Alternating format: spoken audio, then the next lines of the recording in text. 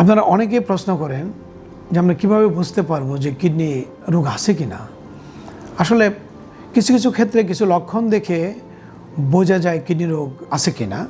তবে বেশিরভাগ ক্ষেত্রেই, বিশেষ করে যাদের কিডনি বিকল হয়ে যায়, এদের কিডনি শতকরা 70 থেকে 90 ভাগ নষ্ট হওয়ার আগে কোনো লক্ষণই দেখা দেয় না। সেজন্য কিডনি রোগকে বলা হয় নীরব ঘাতক। তো যদি কিডনি বিকলের যে লক্ষণগুলোর কথা যদি বলি বা উপসর্গের কথা বলি, তাহলে সেগুলো হলো, প্রথমেই রোগী লক্ষ্য করবে যে তার খাওয়া রুচি দিন দিন কমে যাচ্ছে, চেহারাটা ফ্যাকাশে হয়ে যাচ্ছে, কারণ তার রক্ত কমে যায় শরীরে সেই জন্য। এবং আস্তে আস্তে দেখা যায় সে বমি বমি ভাব এবং বমি করতে থাকে। সকালে উঠেই বিশেষ করে তাদের বমিটা শুরু হয়। ঘুম থেকে উঠলে দেখা যায় চোখের পাতা ভারী এবং আস্তে আস্তে মুখমণ্ডল ফুলে যায়। একসময় আস্তে আস্তে সমস্ত শরীর ফুলে যেতে পারে।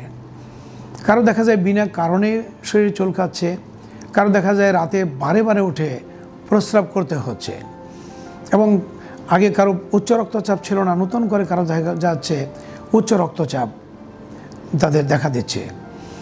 তো এই ধরনের উপসর্গ যদি থাকে, তাহলে আমাদের অবশ্যই সাবধান হতে হবে যে তার দীর্ঘস্থায়ী কিডনি রোগ বা ক্রনিক কিডনি রোগ তার হচ্ছে কিনা। আবার আমরা যদি অন্যদিকে প্রস্রাবের কথা যদি বলি, কিডনি তো প্রস্রাব তৈরি করে এবং প্রস্রাবের সাথে আমাদের শরীরের সমস্ত দূষিত পদার্থ বের করে দেয়। তো সেই প্রস্রাবের পরিমাণ, সেই প্রস্রাবের রং, সেই প্রস্রাবের গন্ধ দেখেও কিন্তু আমরা অনুমান করতে পারি কিডনি রোগ আছে কিনা। যেমন ধরেন, প্রস্রাব যদি লাল হয় এবং রক্ত যায়, তাহলে অবশ্যই ইন্ডিকেট করে যেটা কোনো কিডনির একটা মারাত্মক কোনো রোগ আছে। তবে অনেক সময় কিন্তু বিভিন্ন ধরনের ফলমূল খেলে বা ওষুধ খেলে সেজন্য কিন্তু প্রস্রাব লাল হতে পারে, সেটা একটু খেয়াল রাখতে হবে। দ্বিতীয়ত, যদি দেখা যায় যে কারো ঘন ঘন প্রস্রাব হচ্ছে, প্রস্রাব করার সময় প্রচণ্ড জ্বালা পোড়া হয়, করার পরেও মনে হয় রয়ে গেছে, সাথে তলপেটে ব্যথা থাকে, অনেক সময় দেখা যায় কাঁপুনি দিয়ে জ্বর উঠতেছে, তাহলে অবশ্যই এটা মূত্রতন্ত্রের প্রদাহ চিন্তা করতে হবে। আবার যদি দেখা যায় যে কারো নাভির ঠিক উল্টো দিকে যে মেরুদণ্ড আছে, মেরুদণ্ডের ডানে হোক বাঁয়ে হোক যে কোনো পাশে ব্যথা হচ্ছে, তীব্র ব্যথা, এবং সেই ব্যথা গড়াতে গড়াতে একদম তলপেটে চলে আসতে পারে বা পেটের যে কোনো এক সাইডে সে ব্যথা করতে পারে, সাথে অনেক সময় প্রস্রাবের সাথে রক্তও যেতে পারে, জ্বালাপোড়াও থাকতে পারে।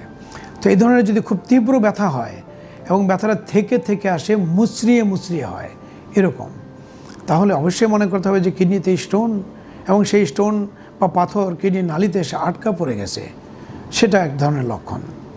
আবার যারা বয়স্ক পুরুষ মানুষ, তাদের যদি দেখা যায় যে ঘন ঘন প্রস্রাব হচ্ছে এবং প্রস্রাবের চাপ হলেই তাড়াতাড়ি বাথরুমে যেতে হয়, নাহলে 2-4 ফোঁটা কাপড়ে হয়ে যায়, বিশেষ করে যাদের বয়স 50-এর উপরে, এবং প্রস্রাব করার সময় খুব ধীরে ধীরে হয়, তাহলে ধরে নিতে হবে তার প্রোস্টেট বড় হয়ে গেছে, সেই জন্য এই উপসর্গগুলো হচ্ছে। তো আমরা এই ধরনের উপসর্গগুলো লক্ষ্য করে দেখে অনেক সময় অনুমান করতে পারি যে তার কিডনি আক্রান্ত হচ্ছে কিনা। আরেকটা লক্ষণ যেটা বলতে বাকি আছে, যে ফুলা। কারো যদি দেখা যায় যে মুখমণ্ডল ফুলে যাচ্ছে এবং সেই সাথে শরীর ফুলে যাচ্ছে, সাথে সাথে প্রস্রাবের পরিমাণ কমে যাচ্ছে, তাহলে এটাও কিন্তু কিডনি রোগের একটা লক্ষণ। আবার আরেকটা কথা আমি না বললেই নয়, যে যেমন কারো ধরেন ডায়রিয়া হলো, বমি হলো, অথবা কোনো কারণে রক্তক্ষরণ হলো, অথবা যে কোনো জ্বর জারি হলো, বিশেষ করে বাচ্চাদের জ্বরের ক্ষেত্রে অনেক সময় দেখা যায় তীব্র কোনো সংক্রমণ হলো, অথবা কারো হার্ট অ্যাটাক হলো, এই সমস্ত কারণে পরে যদি দেখা যায় কারো প্রস্রাবের পরিমাণে একদম কমে যাচ্ছে এবং 6 ঘন্টার মধ্যে তেমন কোনো প্রস্রাব হচ্ছে না, হলেও খুবই অল্প পরিমাণে, এবং এই প্রস্রাব না হওয়ার সময়টা যতই দীর্ঘায়িত হবে ততই তার কিন্তু আকস্মিক কিডনি রোগ হওয়ার সম্ভাবনা বেশি থাকবে। কাজেই কারো ডায়রিয়া, বমি এগুলো হওয়ার পর অথবা রক্তক্ষরণের পরে যদি প্রস্রাবের পরিমাণ কমে যায়, তাহলে অবশ্যই মনে করতে হবে যে আপনি আকস্মিক কিডনি রোগে আক্রান্ত হচ্ছেন। অতি সত্বর আপনার একজন কিডনি বিশেষজ্ঞের শরণাপন্ন হতে হবে। এবং যদি ডিহাইড্রেশন বা যদি মনে করেন পানি শূন্যতা বা রক্তশূন্যতা ওই সময় হয়ে গেছে রক্তক্ষরণের জন্য, তাহলে কিছু না থাকলে ডাবের পানি অথবা স্যালাইন পানি অথবা লবণ পানি খেয়ে তারপরে হসপিটালে চলে যাবেন দ্রুত।